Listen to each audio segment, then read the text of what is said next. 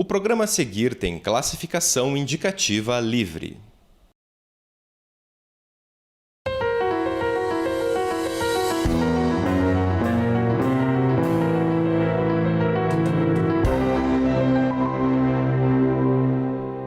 Olá! Ele é um dos juristas mais importantes não só do cenário paranaense, é referência também em todo o Brasil e até fora dele. Curitibano, formado pela Universidade Federal do Paraná, René Arialdotti chegou a integrar um grupo de teatro ao lado de Ari Fontoura e Simval Martins. Mas apesar de gostar da dramaturgia, optou pelo direito. Foi ainda secretário estadual de Cultura. Para contar essa e outras histórias, ele é nosso convidado de hoje no Persona. Professor, obrigado pela sua presença aqui. Eu que agradeço a oportunidade de participar de um programa tão ilustrativo como esse. O senhor é curitibano, nascido onde? Quando me perguntam, eu digo que eu nasci a 200 metros, onde o Papa rezou a missa quando veio aqui pela primeira vez, em 1980. Por quê? Porque foi montado um altar em frente ao Palácio Iguaçu, onde ele rezou a missa, bem pertinho da Marechal Hermes, onde eu nasci. E, portanto, eu sempre digo assim, afetuosamente, essa referência da missa do Papa em 80, em julho de 80. E passou a infância toda aqui? Como é que foi essa trajetória? Sim, passei a infância. Eu lembro uma passagem de minha infância, eu tinha 3 anos. Eu lembrava, durante muitos anos eu me lembrei que algumas mulheres me pegavam e me levavam, mostravam para cima. Certamente minha mãe estava junto entre elas. E era o Zeppelin, quer dizer, o dirigível alemão, Hindenburg, que até tem uma fotografia lá da catedral, que nos Estados Unidos, quando estava descendo, em uma cidade americana, ele pegou fogo porque houve um atentado contra o dirigível, que era inclusive digamos assim, um equipamento de propaganda do nazismo, porque tinha bem caracterizada a suástica e tal.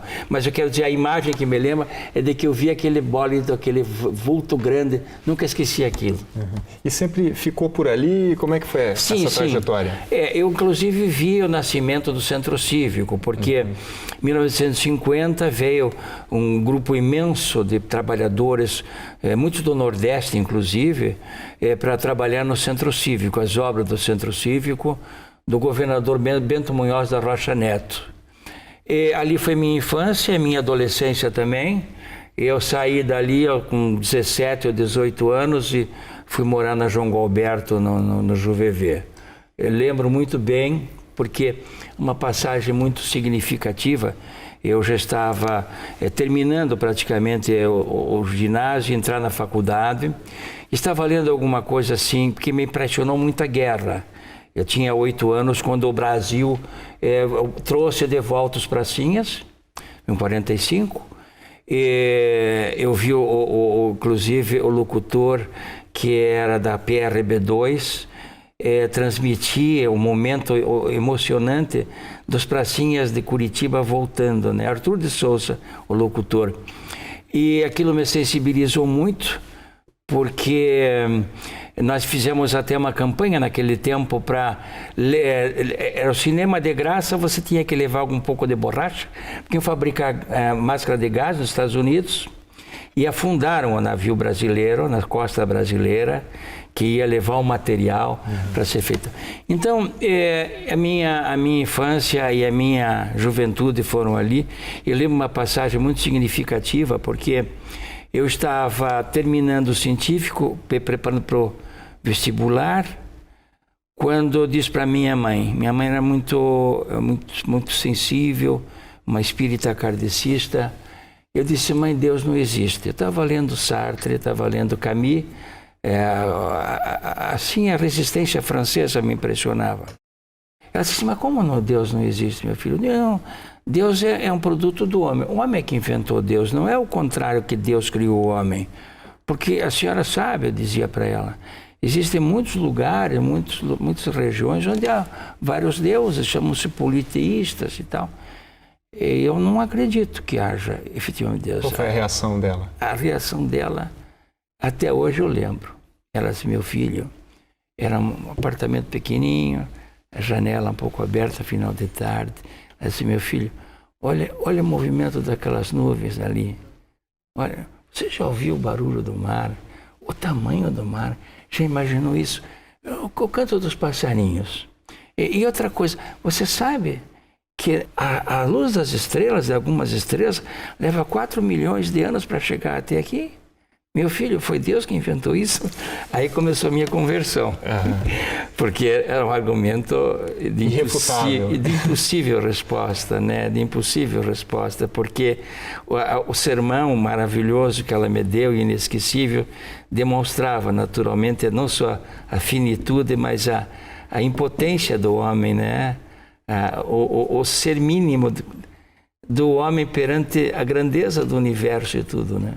E ali era próxima à época de vestibular, então, isso? Sim, sim. Ali já pensava em seguir carreira em Direito? Como é que... Não, quando menino, eu recebia em casa sempre, eu tinha bronquite, de vez em quando eu tenho ainda novamente uma volta da asma, mas chegava o médico lá em casa, dava o remédio, melhorava, o doutor e tal. Nossa, eu endeusava, claro, era uma figura sacral, né, o médico, né? Queria ser médico. E eu disse assim, eu tinha um parente médico, chegava lá, o doutor Lúcio, e dava uma injeção e eu melhorava já a respiração.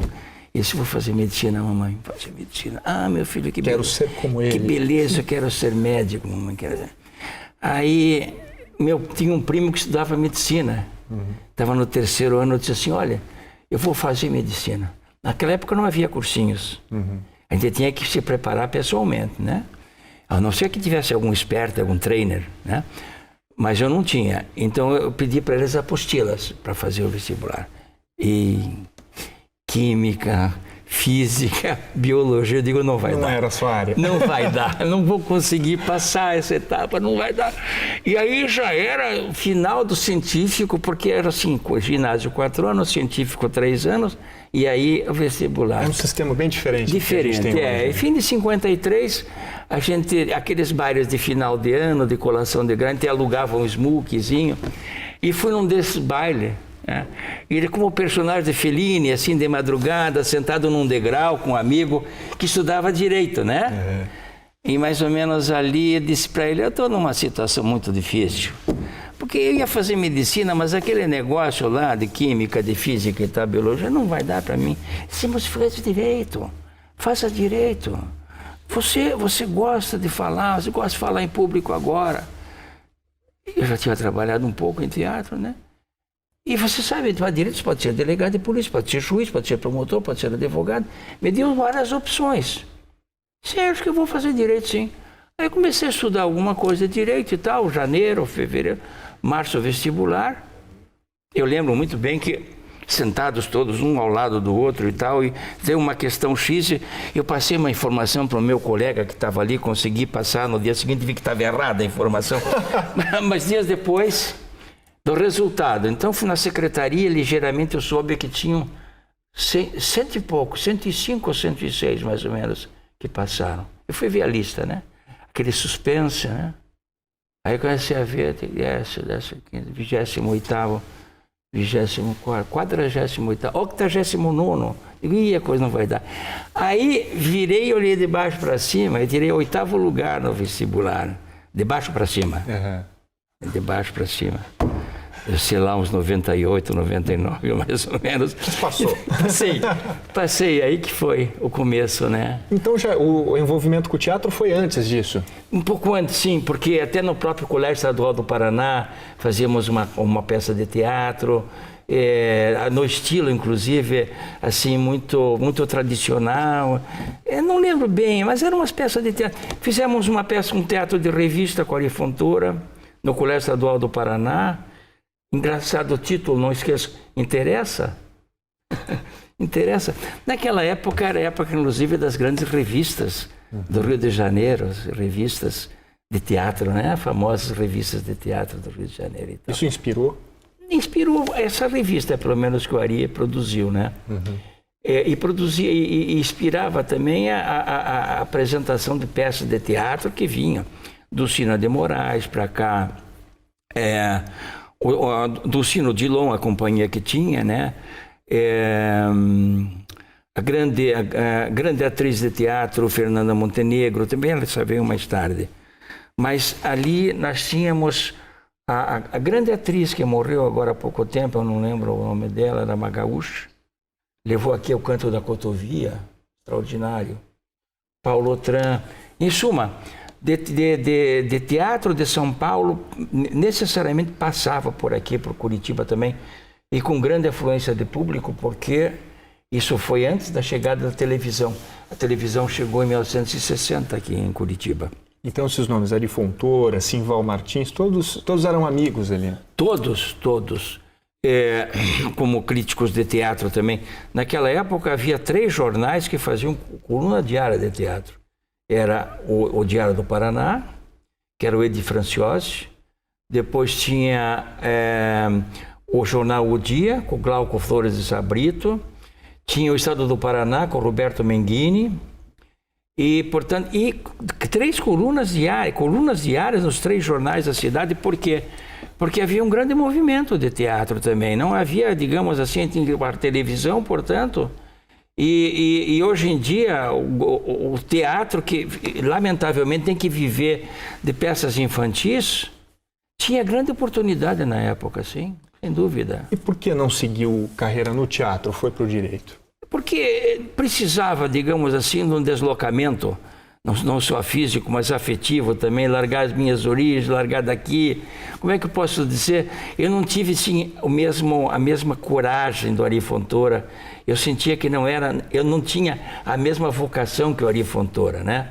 Eu sempre lia e guardo do Rubem Braga uma passagem numa das crônicas, que ele diz assim: a terra onde a gente nasce, onde a gente vive, onde a gente ama, exerce sobre nós uma força de gravidade sentimental. E a crônica dele termina assim: sim, irmãos, amemo-nos sim, porém todos nós na mesma paróquia. Então eu tinha medo de sair, eu tinha receio de sair, né? Vivia em casa sempre e tal. E digo, puxa vida, eu me sentia assim, sem condições de enfrentar o desafio. E o Ari tinha sempre, porque a gente andava e na cidade o Ari olhava uma construção assim, dizia assim: aqui cabe 40 lugares. Era uma garagem, por exemplo, que cabe 40 lugares. E vivia intensamente, né? Isso, né? Vivia intensamente. O tempo todo com esse propósito. Ah, sem dúvida. E venceu como venceu, porque desde o começo ele tinha esse propósito extraordinário, né? Foi o grande líder nosso do teatro paranaense, né? Aí o senhor foi para o lado do direito, né? Foi para o lado do direito. Foi a experiência do direito que me alimentou durante muito tempo, assim, posso dizer assim, digamos assim, a minha juventude, porque o direito me abriu oportunidade para leituras para além do aspecto jurídico, né? Que eu já tinha feito teatro, então eu gostava de ler de teatro, gostava de romance. Ampliou ainda mais os horizontes. Ampliou, né? Da música também, ampliou tudo isso. Eu devo ao teatro, basicamente, uma sensibilidade, digamos assim, para música, para pintura, etc. Então, porque eu frequentava esses ambientes todos, os amigos dos pintores. Tanto que quando eu fui nomeado secretário de Cultura, o Sale Volokita me disse: olha, agora você pode, inclusive, assistir um ensaio de teatro sem estar gazeando o serviço, porque você é secretário, vai cuidar e tal. Então foi uma experiência maravilhosa. Mas eu quero dizer que o direito me abriu a perspectiva de ver o mundo através das cores, dos sentimentos, da cultura e tudo isso, né? Uhum. Foi se aprofundando cada vez mais. Né? Gostando. Tanto que, quando entrei na Secretaria de Cultura, eu reencontrei muita gente do meu tempo. Por exemplo? Bom, por exemplo, pintores, Enio, o coordenador, o Enio. Alguns não esqueço, o Fernando Veloso, que foi pintor também, o Loio Pércio, vários pintores que eram já pintores no tempo de estudante. Que foram nomes importantes da cultura paranaense. Sem dúvida nenhuma, foram e continuam sendo, né? Uhum. A gente vai falar mais um pouquinho sobre essa história no próximo bloco. Rápido intervalo e o Persona com o René Dotti volta daqui a pouco. Até já!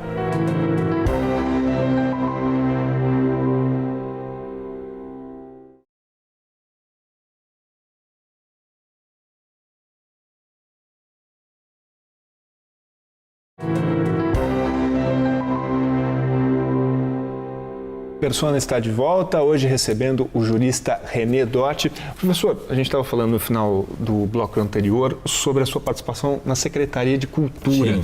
O que levou o senhor? Como é que foi essa ida à Secretaria de Cultura? Bom, eu recebi um telefonema em dezembro de 86 do governador Álvaro Dias, que eu já conhecia, e ele me conhecia como advogado. Não só por causa que era advogado na época do regime militar, e defendi muita gente do antigo MDB, né? Como também porque em 71 eu impetrei um habeas corpus, um mandado de segurança contra a Assembleia, porque o governador Haroldo Leão Pérez, que veio ao Paraná em função da indicação do Garrastazu Médici, a Assembleia só homologou o nome dele, Sim. Ele apresentou um projeto de emenda constitucional e que esse projeto ele queria obter como forma atual um tratoraço. E deputados do MDB, como o Nivaldo Krieger, né, o Álvaro Dias, o Bellinati, o Fruita, o Maurício Fruita, não tiveram oportunidade de apresentar emendas para aquele projeto. E porque foram cerceados pela mesa. Então, com base nesse cerceamento, nós impetramos um mandado de segurança, sustentando que o cidadão representado pelo deputado não pôde participar do processo. Não foi contemplado. Exatamente. Então, o tribunal deu. Então, o Álvaro já me conhecia desse período. Dessa época. Dessa época de lutas também, né? Mas por que secretário de Cultura e não secretário de Justiça? Pois é, que está. A surpresa foi minha também. Porque quando, um pouco antes, eu fiz 50 anos, um amigo comum levou Álvaro com a Débora na minha casa. E ele viu lá quadros de pintura, tem muita coisa de arte e tal, e procurou se informar. E o Campana, que era o secretário de comunicação dele, deu uma ficha minha, que eu tinha trabalhado em teatro e tal, e coisa. Então, ele tinha convidado o Breda já para ser secretário de Justiça. E aí, me deixou um telefonema lá em casa, me telefonou, dizendo se eu podia conversar com ele, no hotel tal, e eu fui, né? E aí ele me convidou, e eu estranhei o convite, né? Mas eu não relutei, apenas pedi uns dias para ele, para ver com o meu pessoal do escritório. Se surpreendeu com o convite? Me surpreendi com o convite para secretário de Cultura. O senhor não esperava? Não esperava, porque eu pensava que seria, por exemplo, a Secretaria de Justiça, porque eu era jurista, advogado e tudo, né? E aí eu digo, bom, eu vou consultar a família e meus colegas de escritório, e quando a minha família estava no Rio com as minhas meninas, e ele disse para a Rosarita, olha, você recebia um convite do governador para ser secretário de Cultura. Eu disse assim, mas era uma área nobre, que bacana e tal, que bom. Gostou? Começou apoio, né?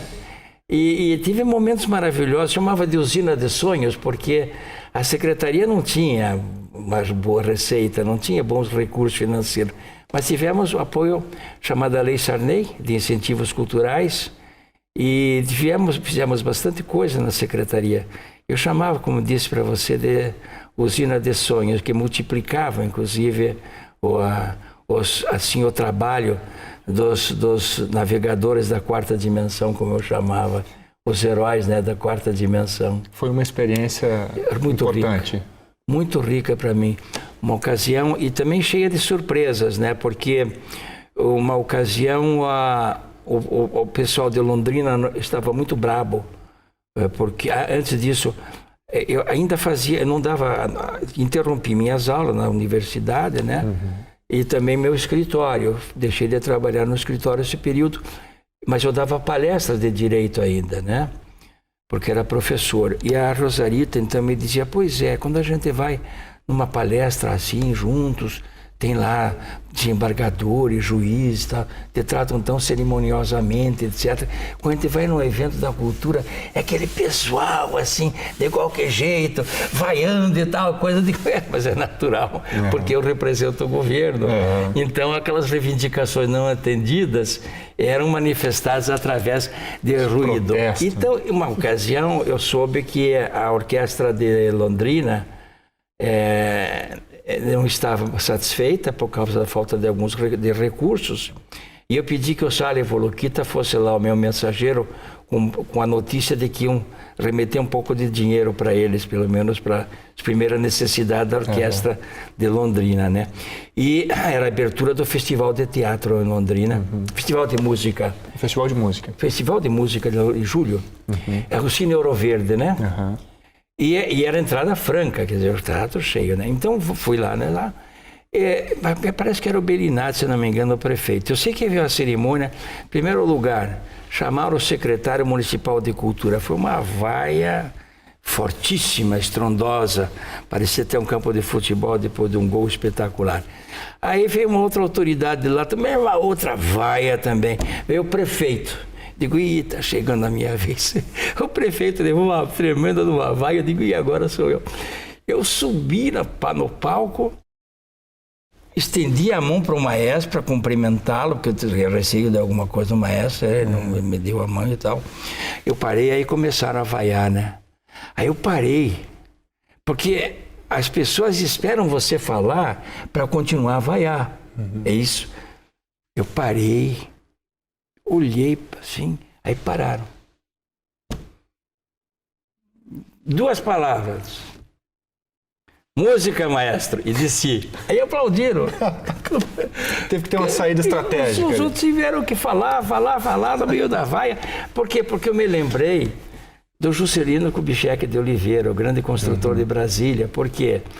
Porque ele, em 1960, me parece, ou 59, ele era muito criticado pela construção de Brasília. O governo era muito criticado. Justa ou injustamente, mais injustamente, é claro. E ele foi fazer uma palestra na UNE, do Rio de Janeiro. E quando anunciaram o presidente, ele chegou no microfone, aquela vaia total, coisa.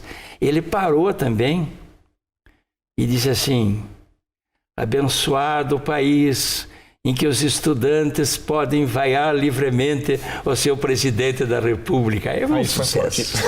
Aí foi um sucesso, né? Inspiração dele. Aí eu me lembrei disso, né? Digo 2 palavras, né? Repetiu ali o mesmo gesto. Mais ou menos, exatamente, né? A gente acabou enveredando para esse lado da cultura, aí, para a sua experiência na Secretaria de Cultura. Vamos voltar um pouco à sua experiência na área jurídica. A época da ditadura foi uma das de maior trabalho, foi uma das mais difíceis para o senhor? Foi a mais difícil. Foi a mais difícil porque o advogado era posto sob o índex da desconfiança, né? E, eventualmente, até colaborador do que eles chamavam de subversão, né, da segurança nacional. Tanto que muitos colegas receiosos não aceitavam esse tipo de causa, eram poucos. E a auditoria militar é um tribunal composto por 4 militares e um civil que é um juiz de direito que orienta o julgamento e é o primeiro voto a ser proferido, né? Então, ali na Praça Rui Barbosa,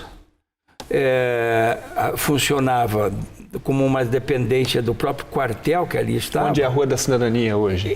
Não, ali é aquela grande praça, da grande praça Rui Barbosa, não é? Da Cidadania, não sei se é a outra 24 horas, não é isso ou não? Não. Onde é a Rua da Cidadania? Tá.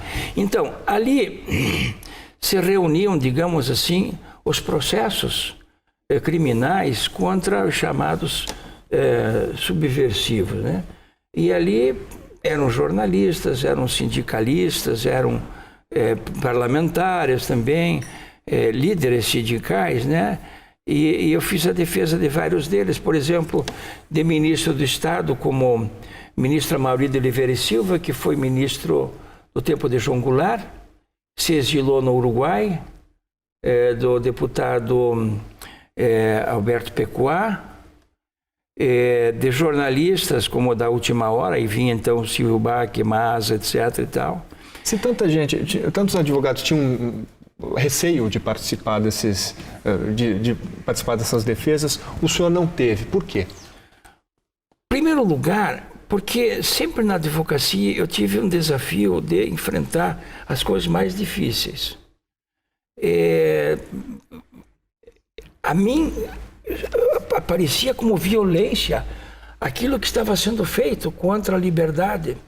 E a ditadura militar também, porque eu acompanhei sempre aquele desenvolvimento desde a renúncia de Jânio Quadros, em 61, e as passeatas para que João Goulart pudesse exercer a presidência da República diante da renúncia de Jânio Quadros. Então eu participei de passeatas aqui em Curitiba. Se não me engano, era o prefeito de Curitiba, era do antigo PTB, eu não lembro o nome dele agora, mas era um grande líder do PTB, ele liderou um movimento e nós foi 61, portanto, né? Participando daquele movimento e sempre lendo e me inteirando, inclusive das violências que estavam acontecendo. Vi o ato institucional número 9, número 1, no dia 9 de abril, aquela violência toda, porque estudava direito, eu trabalhava com direito e via a mutilação da Constituição, via as prisões e aquilo me revoltava como criminalista. Uma afronta como criminalista. Então, na medida que eu enfrentava certos riscos também na profissão, mesmo nas causas criminais, mas no ambiente de paz, eu achei que podia entrar nessa também. Embora tivesse até sofrido um inquérito na Universidade Federal do Paraná para saber o que eu fazia, o que não fazia. Mas eu não tinha filiação partidária, né? Eu não tinha uma atividade de esquerda, eu tinha amigos todos, mas eu não tinha uma atividade ideológica. Uma participação, uma atuação. Eu não tinha uma atuação, eu era advogado e como advogado sempre, eu nunca quis ter parte PRI, nem ideologia do ponto de vista que me impedisse de exercer livremente a profissão, né? Quando eu estive na cultura, eu me filiei no PMDB, porque era o partido do governador e tal, mas quando eu saí da secretaria, até o Requião disse assim, você mandou aqui tua carta aqui, saindo do partido. Digo, Requião, se eu ficar num partido, eu não tenho liberdade de advogar, né? Bom, mas então, eu como advogado, como professor de direito, eu me senti revoltado com a situação. E passei então a advogar, começo para amigos quase. Diário do Paraná, do antigo Diário do Paraná, e depois da Última Hora, etc. E fui me envolvendo naquilo de tal maneira que, certo dia, um auditor, que é o juiz que eu disse, né? 4 militares e um juiz, chama-se auditor no caso. Ele disse, professor, o senhor me permita, vou fazer uma revelação. O senhor cuide bem do seu imposto de renda, porque o seu imposto de renda está sendo observado. Mas, professor, não tenho nada. Porque naquela época falava-se muito do dinheiro da China. E digo assim, porque eu não cobro honorários. Então não tem nada. E também sou um advogado modesto, não tenho nenhum problema com o imposto de renda. Mas era tudo vasculhado. Era tudo, mas evidente. O senhor se sentiu ameaçado? Fisicamente não, mas me senti do ponto de vista de liberdade, né? Pressionado, a gente ameaças, né? Mas ameaça não física, né? Eu não tive isso de ameaça física. Uma vez a Rosarita, minha esposa, disse assim, escuta, eu ia para a auditoria atender um caso. Ela disse, escuta, Silvia, porque houve prisões no Rio de Janeiro, Sobral Pinto, Heleno Fragoso, advogados. E se prenderem, o que eu digo? O que eu faço? Eu digo, você telefone para o professor Bonhols de Mello, que é o secretário de Segurança Pública. E era o secretário de Segurança Pública na época, o último civil na época a ser secretário de Segurança, né? E aí aconteceu algo interessante porque eu era professor da Escola de Polícia e preparei um trabalho chamado Medidas não punitivas para os toxicômanos, isso em 69. Por quê? Porque com o ato número 5, 68, editou-se uma lei que estabelecia como crime o próprio porte de substância tóxica, que não era criminalizado antes. Por quê? Porque a repressão sustentava que movimentos contrários à ditadura eram inflamados por tóxicos. Então aquilo que não era punido passou a ser de uma pena de 2 a 5 anos. Então eu escrevi um trabalho que vou fazer chegar às suas mãos, porque eu apresentei na Argentina, num evento em Mendoza, Medidas não punitivas para os toxicômanos. Pois bem, eu estava vendo umas coisas, eu disse, Roseta, você vai no DOPS, faz um requerimento, pegue já uma negativa. Precisava viajar com uma negativa de que não tinha inquérito. Aí o Zé Zagal disse assim para ela, que minha esposa é advogada, eu não vou poder dar certidão para o doutor. Mas por que não pode? É porque ele é envolvido com o pessoal do Partido Comunista. Ele é advogado deles todos aí. Ela disse assim, mas a Constituição não garante o direito de defesa? Ele disse, mas não vai dar. Aí que eu telefonei para o professor Munhoz de Mello, que era o Estado de Segurança, que autodeterminou que ele me desse uma negativa, porque não tinha processo, tinha lá apontamentos, registros, né? Aquele dossiê, né, que a gente depois conseguia quando o Requião abriu o DOPS, né? Então ele autodeterminou que desse a certidão e aí eu fui para Argentina. Eu lembro que na fronteira do Uruguai com a Argentina, uma inspetora policial lá mandou abrir o carro, era um Volkswagen, ela disse assim, olhou atrás, estava cheio do panfleto do meu artigo, eu disse, mas não é possível isso e tal, isso é subversão. Aí eu até conversei a mulher para levar para o Congresso o meu trabalho sobre as medidas não punitivas, que desde aquela época, em 69, eu sustentava que não é possível. Isso assim, é um problema médico, é um problema de psicólogo, não é um problema da lei. Enfim, eram dias completamente diferentes, era um clima. É um clima, então... A gente corre o risco de se viver isso de novo no Brasil? Não. Esses movimentos são mais ou menos movimentos tão isolados, mas de pessoas que estão revoltadas com a situação do governo, com deficiências, etc. Então acreditam que o militar pode fazer, não pode fazer. Não há nem condições para um movimento qualquer, porque na época, em 64, quando houve a ditadura, já havia algum tempo atrás, já desde 56 o movimento. Sim. Desde a posse do Juscelino, que se tentava, inclusive, um golpe de Estado. E havia uma preparação para isso, houve uma preparação muito grande, né? Não é o que acontece agora, de modo nenhum. São momentos completamente distintos. Completamente distintos, não há nenhuma possibilidade de as Forças Armadas se reunirem, etc. O que é importante é que deve, então, ser acreditado às Forças Armadas a simbologia que elas representam em matéria de segurança, de disciplina, de honestidade, né? Mas é interessante lembrar que esta perspectiva, portanto, de uma mudança, inclusive, de um golpe de Estado, não é possível. Golpe de Estado ocorre com o Petrolão. Golpe de Estado ocorre com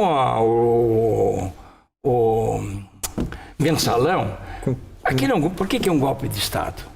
Porque um golpe de Estado que é um movimento, digamos assim, de corrupção do parlamento. É um golpe de Estado dentro da democracia, na medida que suborna o parlamentar para votar de acordo com o governo. Esses são os perigos de hoje. Esses são os perigos de hoje. Um tipo de ditadura dentro da democracia, com um golpe de Estado que, se não for interrompido, até mesmo por movimentos de processo, de coisa, tende a isto, né? Esse seria o golpe de Estado que estava em preparação. Tá certo. Mais uma pausa, Persona volta já. Fique com a gente.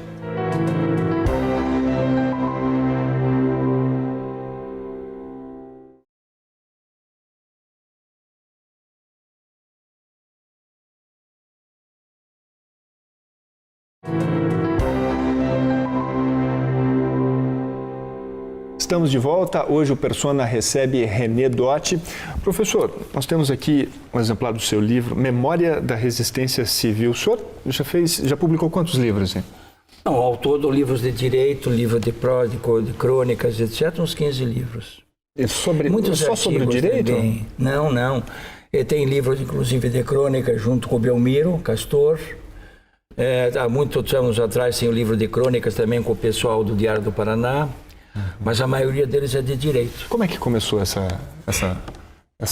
caminho aí pelos livros? Bom,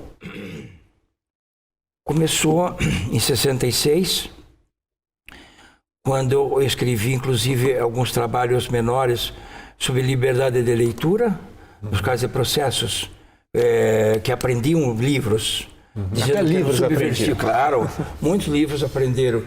E eu, para defender um acusado, um médico, Dr. Jorge Caran, de saudosa memória, eu escrevi um pequeno livro chamado Liberdade de Leitura, para dizer que jamais o livro poderia ser aprisionado, porque não se pode aprisionar a mente que está criando, digamos assim, o que o livro contém.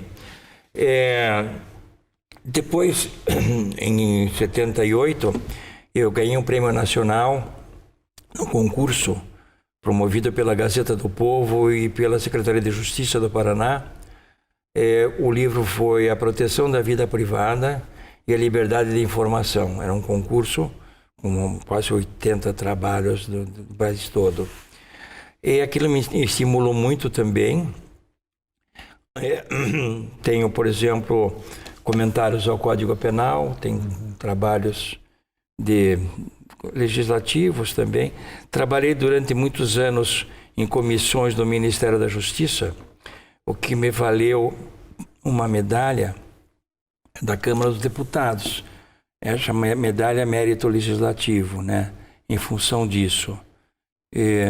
Ou seja, nunca parou, sempre foi passando as experiências para os livros. Nunca parei, eu fui corredator de projetos que se converteram na lei penitenciária, lei de execução penal, de reforma do Código Penal, etc., de reforma do júri, porque eu sempre achava que o julgamento do júri era complicado pelos quesitos que eram apresentados.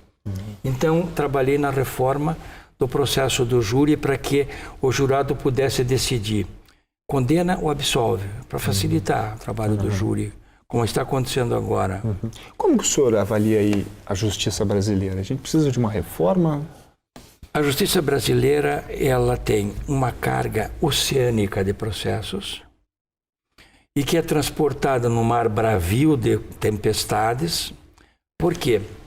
Porque a Constituição de 1988 ampliou muitos direitos, criou diversos direitos outros, por exemplo, direito do consumidor, direito do meio ambiente, que não era tão claro como passou a ser na Constituição. Isso significa reivindicações em torno desses direitos, desses interesses, e é pletora da justiça. E o tipo de processo nosso que vai sempre para o judiciário. Se diminui, digamos assim, o tipo de arbitramento fora do Poder Judiciário. E o Poder Judiciário não recebe condições materiais e humanas para atender a demanda. Então, se fizer uma comparação entre os órgãos que tem o Estado, que é o Poder Executivo, o número de funcionários do Poder Executivo, e comparar com o Poder Judiciário, a diferença é abismal.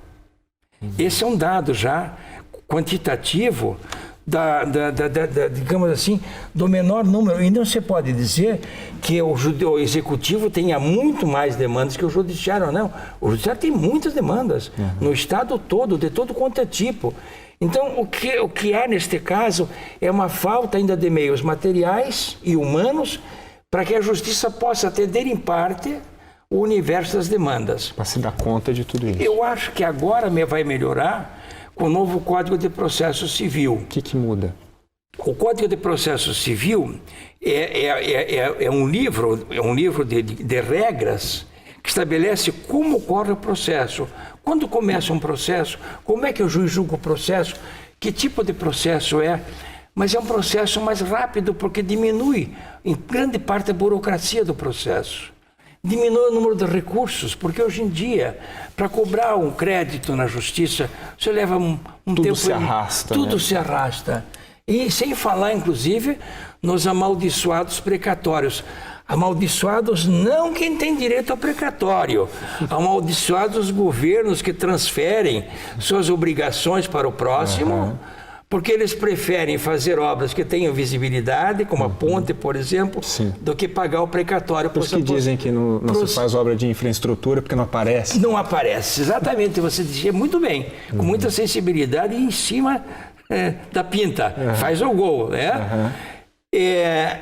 A obra não tem visibilidade, então não me interessa. A obra não tem, a obra para preso não interessa, porque o preso é bandido. Mas espera aí, esse preso que é bandido está numa cela brutal, desumana, ele sai de lá, ele prejudica a sociedade. A partir do momento que o governo entender que tratar o preso com direito significa tentar uma possibilidade, embora mínima, de que ele saia menos pior, a coisa melhora. Mas enquanto houver, digamos, essa maldição contra os presos, sejam eles quais forem, porque num universo de presos, há muitas pessoas que não deviam estar presas. Ou porque o crime é menor, ou porque não há o crime. E que acabam se revoltando e até fazendo uma faculdade do crime. Né? Mas é evidente, uma especialização. Daí então, Doutor Isabel da OAB diz que um garoto que entra com 18 anos lá, porque roubou um toca-fita, ele sai de lá sabendo roubar o carro e onde entregar o carro. É por aí? Ah, mas então, claro, eu não vi aquele filme, é um grito de... Como é que é? O filme é com o Grito de Liberdade. É um filme que eu recomendo. É um tempo de prisão em que um banqueiro, melhor dizendo, um alto funcionário de um banco, executivo de um banco, é acusado de ter matado a mulher e o amante, indevidamente, mas é condenado. E condenado, e depois de 20 anos e tal, ele diz assim, com o Morgan Freeman, né? O Morgan Freeman também, veja eu, que era um homem absolutamente honesto, estou fazendo as coisas mais tremendas aqui de sonegação fiscal para o pessoal da penitenciária, porque ele se especializou em ajudar os presos a sonegar tributos. Então ele disse, veja a minha transformação, eu que era um homem que cumpria as leis, estou fazendo aqui exatamente o contrário, porque a prisão deforma. O Brasil falha em direitos humanos, em política de direitos humanos? Falha muito porque há um sentimento de absoluta hostilidade às parcelas humildes da sociedade, há um abandono muito grande, e nós podemos ver todo dia na televisão como é que as pessoas que têm a miséria de não ter, inclusive, as mínimas condições de saúde, de dignidade, como é que elas vão enfrentar os problemas da vida se recebem, digamos, o apelo do crime, o apelo da corrupção? Como é que vai exigir de um menor que vive assim numa situação de absoluto desconforto com princípios e tudo, para que ele seja uma pessoa honesta? O nosso querido e saudoso Belmiro Castor, que dirige aquela educandário maravilhoso, João Paulo II, me contou um dia que um menino que estava lá viu o policial e viu que o segurança tinha uma arma. E aí ele disse para alguém, meu pai também tem uma arma. Aí disseram, o teu pai é vigilante? Não, ele é ladrão. Então aquele menininho vê no pai uma figura heróica. E assim acontece também. Como exigir desse menino quando tiver 18 anos que ele cumpra a lei depois?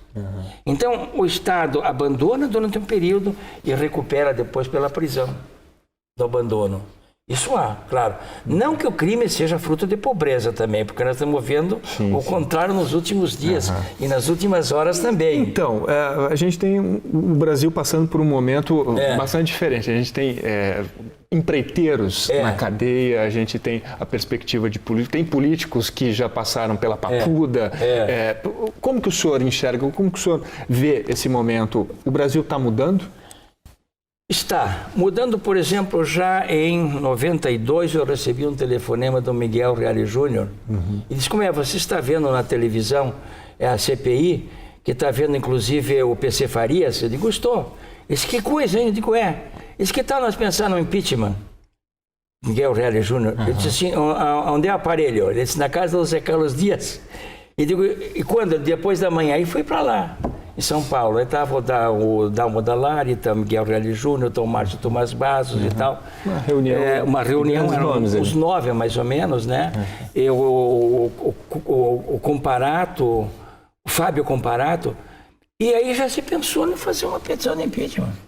E fizemos.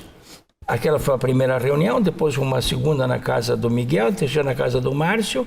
O Estado de São Paulo, nesse meio tempo, deu um editorial, chamava Quimera de Juristas, que eu não acreditava, até que a coisa foi indo. Em agosto de 92, eu fui fazer uma palestra em Goiânia, E era uma palestra sobre processo, a minha especialidade lá. Mas aí, antes de terminar, eu disse assim, agora eu queria falar sobre um fato que é notório já. Nós apresentamos uma petição, redigimos uma petição, e está para o presidente da Câmara despachar ou não. Não sei se ele vai despachar a favor ou não do impeachment. Isso é um problema dele. Nós fizemos a nossa parte. Aí o auditório se levantou, eu digo, está perto de Brasília. E não houve dúvida, um mês depois, em setembro, houve autorização para o processo pela Câmara, que votou a favor nesse sentido. Então, eu acho que o momento agora não é caracterizador de impeachment propriamente dito. Sim. Mas não acredito também que haja nenhum movimento de força no país, porque a nossa população não é uma população beligerante. Nós não temos conflitos religiosos, não temos conflitos sociais, etc. Não acredito que haja isso. Agora, é claro que os padrões mudaram, né? Hoje o delinquente, digamos assim, de colarinho branco pode ir na cadeia. Eu não posso falar muito sobre isso, porque eu sou advogado da Petrobras, então pode parecer suspeito, porque eu aplaudo a prisão, neste caso, dos corruptos, né? Porque a Petrobras sempre foi para nós. Eu lembro quando estudante, no primeiro ano da faculdade, era uma luta para que a Petrobras se mantivesse. Getúlio Vargas lutava pela Petrobras, contra as empresas estrangeiras. Nós tínhamos um japonês na faculdade, um colega de turma, então escreveram na pedra, o Kazuma é nosso. O lema era o petróleo é nosso, né? Então tem essa memória também. Então essa movimentação toda mostra que o Brasil está num bom caminho? Claro. 15 de março, por exemplo, a manifestação das ruas, a espontaneidade das manifestações, inclusive caracterizadas como pacifistas e sem, digamos assim, vínculos partidários, o que é fundamental, né? Nós vamos melhorar se tivermos uma mudança do regime eleitoral e que não se tenha mais o voto proporcional como nós temos hoje, que vota num e elege o outro, como nós temos visto num paradoxo absurdo, né? Onde aquele que teve poucos votos, mínimos votos, é eleito, enquanto outro que teve grande quantidade de votos não é eleito, porque não houve a coligação, que é um mal. Enéas, levou um deputado em São Paulo com 270 votos. Tiririca, por exemplo, diz que pior não fica, mas essas distorções precisam ser corrigidas. Evidente. Por que não se modifica isso? Porque até agora o Congresso Nacional não tem trabalhado do ponto de vista de interesse público. Só o particular. É o particular, é o fisiológico, etc. Eu não posso dizer todo o Congresso, mas grande parte do Congresso Nacional, né? Uma coisa que se arrasta. E não vamos aplaudir o Cid Rocha? Cid Gomes. Cid Gomes, irmão do Ciro Gomes. Exato. Mas, de qualquer maneira, a decepção é muito grande. Sempre, como nós sabemos, que projetos da maior importância não são votados. Mas há de se ter esperança. Esperança, diz o padre Antônio Vieira, é a mais doce companheira da alma. O padre Vieira sabia das coisas, né? Verdade. A Persona de hoje vai chegando ao fim. Eu quero agradecer a presença do jurista René Arieldotti. Professor, obrigado pela sua presença. Eu que agradeço, Marcos, viu? Pela oportunidade de estar na minha universidade através da televisão. Tá certo, foi um prazer recebê-lo aqui. Obrigado. Obrigado também a você pela companhia. Se quiser entrar em contato com a gente, e-mail e Facebook estão aí na tela.